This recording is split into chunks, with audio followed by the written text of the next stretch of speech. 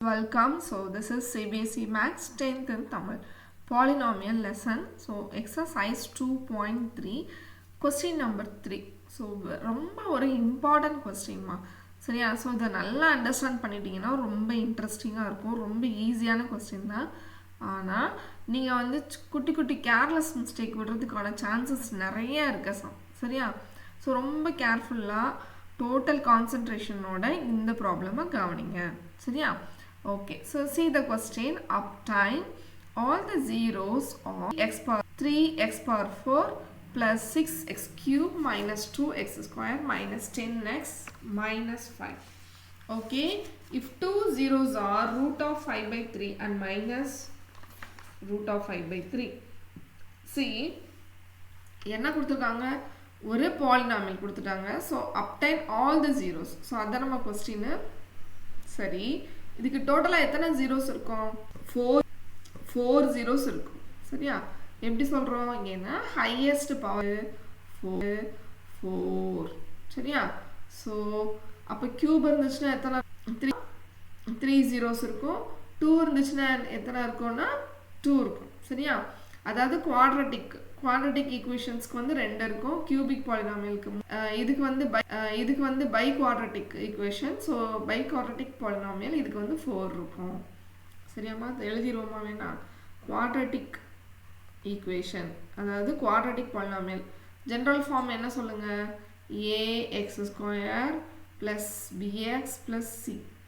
இதுக்கு எத்தனை ஜீரோஸ் இருக்கும்? 2 ஜீரோஸ் இருக்கும் சரியா. ஓகே, அடுத்தது என்னம்மா?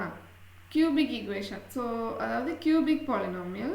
ஸோ கியூபிக் பாலினாமியலை வந்து நம்ம எப்படி எழுதலாம்னா ax³ எழுதும் சரியா. ஸோ அதே ஆர்டர் தான், bx², அதுக்கப்புறம் cx + d. ஸோ இதுக்கு எத்தனை ஜீரோஸ் இருக்கும் சொல்லுங்கள்? 3 இருக்கும் சரியா. ஸோ அடுத்தது பவர் 4. அதுக்கு நம்ம என்ன சொல்லணும்னா பை குவாட்ரட்டிக் பாலினாமியல் சரியா. ஸோ பை குவாட்ரட்டிக் பாலினாமியல்னா பவர் 4 இருக்கணும். அதாவது எக்ஸ் பவர் எழுதிக்கொண்டுதான் ஏ எழுதிட்டோமா. அடுத்தது பி x³, அதுக்கப்புறம் சி போட்டு டி போட்டு எக்ஸ் போட்டுக்கோங்க ப்ளஸ் இ. ஸோ இதுக்கு எத்தனை ஜீரோஸ் இருக்கணுமா? 4 ஜீரோஸ் சரியா. ஸோ கொஸ்டினில் என்ன பண்ணியிருக்காங்கன்னா 2 ஜீரோஸ். ஸோ இது 1, இது வந்து 2 சரியா. ஸோ 2 ஜீரோஸை கொடுத்துட்டாங்க. ஃபஸ்ட்டு ஜீரோன்னு வச்சுப்போம், இதை செகண்ட் ஜீரோன்னு வச்சுக்கலாம். மீதி 2 ஜீரோவை நம்ம தான் என்ன செய்யணும் சரியா. ஸோ ரொம்ப சிம்பிள்மா, நல்லா கவனிச்சுக்கோங்க சம். இப்போது இந்த சம்மில் இந்த 2 ஃபேக்டராக சேஞ்ச் பண்ண போகிறோம். எப்படி மாற்றுவீங்க? ஃபஸ்ட்டு வந்து ஜீரோஸ்னால் எக்ஸ் வந்து 4 வேல்யூஸ். ஸோ இது வந்து எக்ஸு சரியா. இன்னொரு எக்ஸ் வந்து நம்ம என்ன போடலாம்? மைனஸ் ரூட் ஆஃப் 5/3 சரியாம்மா. அப்போ நம்ம இன்னும் எத்தனை எக்ஸ் கண்டுபிடிக்கணும்? இன்னும் 2 எக்ஸ் கண்டுபிடிக்கணும். நம்ம அது x1 x2 அப்படி இப்படி எழுதிக்கலாம் சரியா. இது ஒரு அண்டர்ஸ்டாண்டிங் தான்.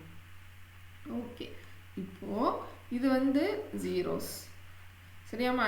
இதுவும் நம்ம என்ன சொல்லணும்? ஜீரோஸ். 2 ஜீரோஸ், தேர்ட் ஒன்னையும் ஃபோர்த் ஒன்னையும் நம்ம கண்டுபிடிக்கணும் சரியா. கொஸ்டின் அண்டர்ஸ்டாண்ட் ஆயிடுச்சா? சரி, இப்போ நம்ம என்ன பண்ணோம்னா இந்த ஜீரோஸை வந்து ஃபேக்டராக சேஞ்ச் பண்ண போகிறோம். அதுக்கு என்ன பண்ணோம்னா இந்த டேர்மை இங்கே கொண்டு வரப்போகிறோம், இந்த டேர்மை இங்கே கொண்டு வரப்போகிறோம். ஸோ நடுவில் ஈக்குவல்ட்டு இருந்தாலே நம்ம அது என்ன பண்ணணும்? சைன் சேஞ்ச் பண்ணிடணும்.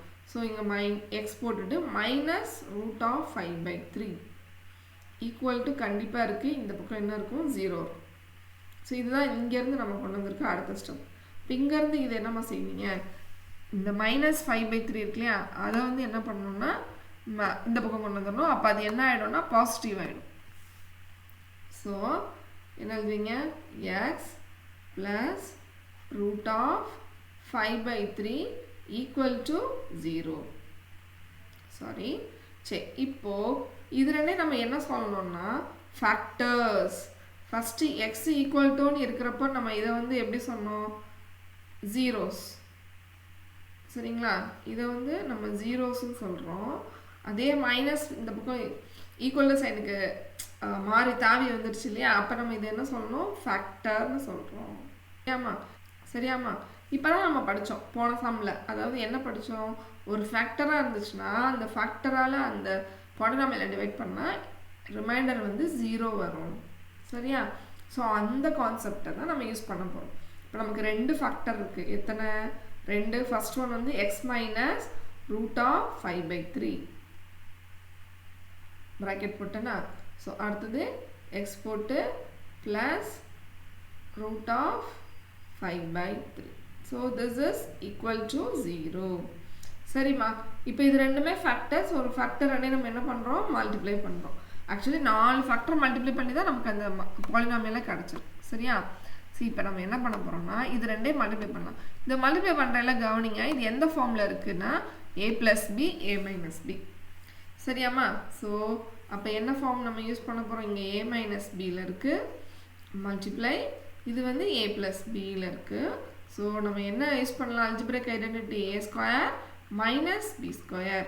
ஸோ a ஸ்கொயருக்கு பதிலாக x square minus root of 5/3 போட்டு அதுக்கு மேலே ஒரு ஸ்கொயர் போட்டுடலாம். இது ஈக்குவல் டு 0 எங்கேயும் போல் இங்கே தான் இருக்குது. இது ஸ்கொயர் பண்ணிங்கன்னா என்ன வரும்? x ஸ்கொயர் மைனஸ் 5/3 ரூட் இருக்கலாமா, root of 5/3. So root of 5/3 root of 5/3 multiply பண்ணால் ரூட் கேன்சல் ஆயிரும். ஸோ இங்கே நமக்கு என்ன இருக்கும்னா 5/3 ஈக்குவல் டு 0. ஸோ இந்த 3 வந்து யாருக்கு மட்டும்தான் இருக்குது அப்படின்னா 5க்கு மட்டும்தான் இருக்குது, எக்ஸுக்கு இன்னும் வரலை. அதனால தான் நம்ம என்ன பண்ணுறோம்? எல்சிஎம் எடுக்கணும், இல்லைனா கிராஸ் மல்டிப்ளை. ரெண்டும் ஒன்று தான். சரியாம்மா? ஸோ இங்கே கீழே 1 போட்டுக்கோங்க, இதை கிராஸ் மல்டிப்ளை இப்படி பண்ணிடலாம். ஸோ அப்போ என்ன வரும் நமக்கு அடுத்த ஸ்டெப்பில்? 3x square minus 5 divided by 3 equal to 0. So இந்த 3 இங்கே கொண்டு போயிட்டா 0ன்னு வந்துருச்சுன்னு வச்சுக்கோங்க. ஸோ அப்போ நமக்கு 3x square minus 5 equal to 0. இதுதான் இப்போ நமக்கு அந்த 2 கம்பைன் பண்ண ஃபேக்டர். சரியா? ஸோ இந்த ஃபேக்டரை நம்ம கொடுத்துருக்கிற பாலினாமியலை வச்சு என்ன பண்ணணுமா? டிவைட் பண்ணணும். சரியா?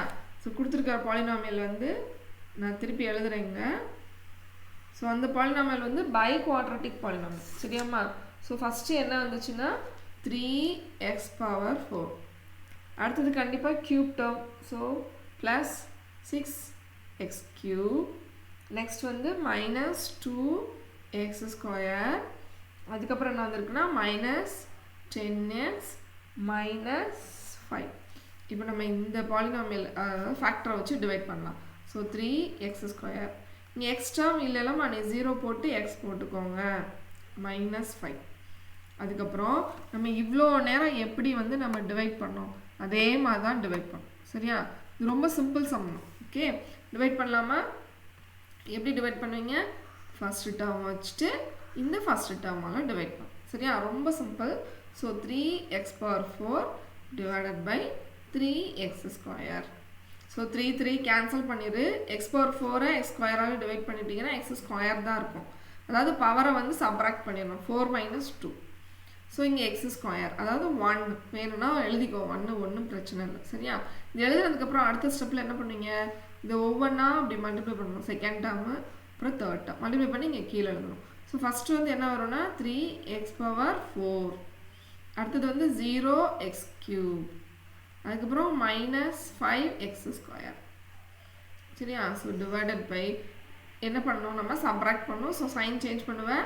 மைனஸ் இது 0 தான் இருக்குது, இங்கே ப்ளஸ். ஸோ இது கேன்சல். இங்கே வந்து 6x க்யூப். அடுத்தது என்னமா வரும்? 5லேருந்து 2 சப்ராக்ட் பண்ணுவீங்க. 3 பெரிய நம்பர் சைன் போடுவீங்க. ஸோ ப்ளஸ் போட்டு எக்ஸ் ஸ்கொயர். அடுத்து இன்னொரு ஆளை கீழே இறக்கிடலாம். அப்போ என்ன வரும்? Minus 10x. சரிம்மா, இப்போ திருப்பி நம்ம என்ன பண்ணோம்? அடுத்த ஸ்டெப்பில் அதே சேம் இந்த ஃபஸ்ட்டு டேர்ம் வச்சுட்டு அதே இந்த ஃபஸ்ட்டு டேர்மால் டிவைட். அப்போது அதாவது இந்த பக்கம் பண்ணுறேன். X cube 6x cube divided by 3x square. So cancel பண்ணலாமா? இது வந்து 2 வரும். இங்கே வந்து பவர் வந்து 1 இருக்கும். ஸோ அதாவது எக்ஸ் பவர் 1. ஸோ இங்கே எழுதிடலாம் 2x பவர் 1. சரிம்மா, இப்போ அடுத்த ஸ்டெப் நீங்கள் என்ன பண்ணணும்? இந்த 2x பவர் 1 பாசிட்டிவ் தானே இது. ஸோ இதை வச்சுட்டு அதே மாதிரி 1 செகண்ட் டேர்ம் இது பண்ணணும். அடுத்தது தேர்ட் டேர்ம் பண்ணலாமா? ஸோ அதே 3 2s are 6 x க்யூப் வருது. பவர் ஆட் பண்ணோம். இது வந்து 0 ஆகிடுச்சு. 0x square. அடுத்தது பார்த்தீங்கன்னா minus 10x. Okay, so subtract பண்ணோம், சைன் சேஞ்ச் பண்ணுவேன், இது நெகட்டிவ், இது 0, இது பாசிட்டிவ். ஸோ இது கேன்சல். இது 0 இருக்கிறனால மேலே உள்ள டேர்ம் அப்படியே எழுத்துரு, இது வந்து கேன்சல். அடுத்து மேலே உள்ள யார் ஒரே ஒரு ஆள் தான் இருக்குது, -5 கீழே வந்துடுச்சு. ஓகேவா? திருப்பி நம்ம என்ன பண்ணோம், இந்த ஃபஸ்ட்டு டேர்ம் வச்சுட்டு இந்த ஃபஸ்ட்டு டேர்மால் டிவைட் பண்ணோம். ஸோ எப்போயுமே இந்த ஃபஸ்ட்டு டேர்ம் தான் வருது. சரியா? ஸோ இங்கே வந்து 3x² divided by 3x². So என்ன வரும், அப்படியே கேன்சல் பண்ணி 1, பாசிட்டிவ் 1. ஸோ இந்த 1ஆல் இந்த 3 டேர்மையும் மல்டிப்ளை பண்ணலாம். அப்போ என்ன வரும்னா 3x². அடுத்தது வந்து எக்ஸ் டேர்ம் வந்து 0 ஆகிடுச்சு. அப்படி நம்ம அது எழுதணும், ஓகே, எழுதாட்டி ஓகே. அடுத்தது -5. ஓகே, ஸோ இது நெகட்டிவ், இது 0, இது வந்து பாசிட்டிவ். So cancel. ஸோ கீழே என்னமா இருக்குது நமக்கு 0. சரியா? ஸோ ஆட்டோமேட்டிக்காக நமக்கு 0 வந்துடுச்சு. இப்போ கோஷன்ட் என்ன இருக்குது பாருங்கள், x², இது பாருங்கள் ஆரோ வச்சுருக்கேன்னா x² + 2x + 1. இதுதான் நமக்கு கோஷன்ட். இவங்க தான் யார், இவங்க தான் அடுத்த ஃபேக்டர். அதாவது x² + 2x + 1. ரிமைண்டர் வந்து உனக்கு 0 வந்துடுச்சு. அதாவது நம்ம யாரை வச்சு டிவைட் பண்ணோன்னா இந்த 3x² - 5x வச்சு டிவைட் பண்ணோம். ஸோ இது வந்து ஒரு ஃபேக்டர்னு சொல்லியாச்சு, இப்படிதானம்மா? ஸோ இதுவும் ஃபேக்டர் தான். சரியா? அப்போது இதை வந்து நம்ம ஸ்ப்ளிட் பண்ணணும். ஸ்ப்ளிட் பண்ணால் ஃபேக்டரைஸ் பண்ணணும். சரியா? ஃபேக்டரைஸ் பண்ணி நமக்கு கொஸ்டின் வந்து யார் ஜீரோஸ்ன்னு கண்டுபிடிக்கணும் இல்லைம்மா? ஸோ இதை வந்து ஸ்ப்ளிட் பண்ணிக்கலாம். அப்போ வந்து x² + 2x + 1. ஸோ இங்கே 2 இருக்குது, இங்கே 1 இருக்குது. ஸோ நம்ம என்ன பண்ணலாம்னா x² 2x ப்ளஸ் இதை 1² எழுதிக்கலாம். சரியா? அதாவது நான் என்ன கன்க்ளூட் பண்ணணும்னு நினைக்கிறேன் அப்படின்னா, இந்த a + b whole square formula இருக்கலாம், அதை யூஸ் பண்ணலான்ட்டு. சரியா? அதாவது இங்கே x² + 2, ஏக்கு பதிலாக x, பிக்கு பதிலாக 1 + 1². சரியாம்மா? இது நல்லா கவனிங்க. அதாவது இங்கே வந்து இது வந்து a² 2ab + b². ஸோ ஏயோட இடத்துல யார் இருக்கா, x. பியோட இடத்துல யார் இருக்குது, 1. அப்போது இது வந்து a + b ஹோல் ஸ்கொயர். அதாவது என்ன எழுதணும் நம்ம, x + 1 ஹோல் ஸ்கொயர். சரியா? ஸோ அப்போ நம்ம எப்படி எழுதலாமா, x + 1 திருப்பி x + 1, ஏன்னா 2 டைம்ஸ் ஈக்குவல் டு 0 இங்கே கண்டிப்பாக இருக்கும், ஏன்னா இது factor. So x + 1 x + 1 = 0 or x + 1 = 0. So இந்த 1 அந்த பக்கம் கொண்டு போயிட்டோன்னா என்ன வரும், -1. அதே மாதிரி இந்த பக்கம் கொண்டு போயிட்டீங்கன்னா -1. ஸோ யாரு கூட இருக்க அந்த 2 ஜீரோஸ் பார்த்தீங்கன்னா -1 -1. ஸோ டோட்டலாக இந்த கொஸ்டினுக்கு மொத்தம் எத்தனை ஜீரோஸ் இருக்குது, 4 ஜீரோஸ். ஸோ இங்கெல்லாம் நம்ம ஈக்குவல் டு 0 போட்டுக்கலாம். நம்ம இது இப்படி போடணும்னு போட்டுக்குவேன், இருந்தாலும் நீங்கள் போட்டுக்கோங்க. ஸோ இந்த இடத்துல வந்து நான் இப்படி போட்டுறேன். சரியா? ஸோ ஈக்குவல் டு 0 போட்டுட்டா தான் நமக்கு x = -1 கிடைக்கும். ஸோ மொத்தம் 4 ஜீரோஸ். ஒன்று வந்து அவங்களே கொடுத்துட்டாங்க, √ என்ன கொடுத்துருந்தாங்க, 5/3. அடுத்தது -√5/3. அடுத்தது நம்ம என்ன கண்டுபிடிச்சிருக்கோம், -1 -1. ஸோ மொத்தம் எத்தனை ஜீரோஸ் நம்ம கண்டுபிடிச்சிட்டோம், 4 ஜீரோஸ் கண்டுபிடிச்சாச்சு. சரியா? ஸோ அவ்வளோதான் ஆன்சர். That's all.